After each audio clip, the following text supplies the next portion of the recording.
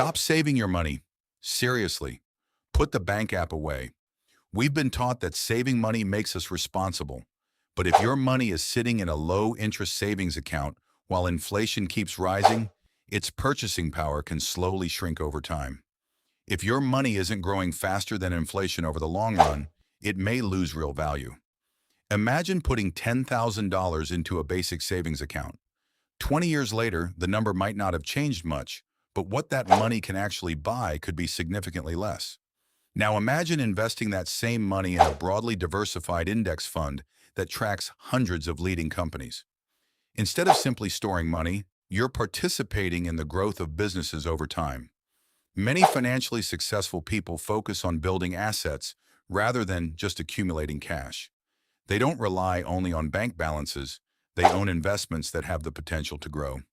Often, the biggest difference isn't earning more money, it's learning how to make money work for you. You might be thinking, but the stock market is risky. That's true. Markets go up and down. Long-term investing involves risk, and past performance doesn't guarantee future results.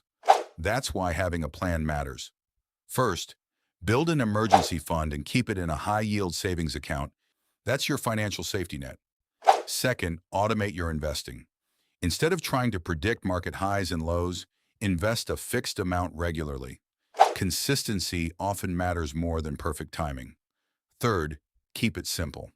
Rather than chasing the next hot stock, consider broad, diversified index funds, such as those tracking the S&P 500, if they fit your financial goals and risk tolerance. Think of every invested dollar as a worker. Over time, it has the potential to generate returns, and those returns can generate more returns through compounding. That's not magic. It's the power of long-term investing. Tonight, ask yourself one question. What is your money doing while you sleep? You don't need to be wealthy to begin investing.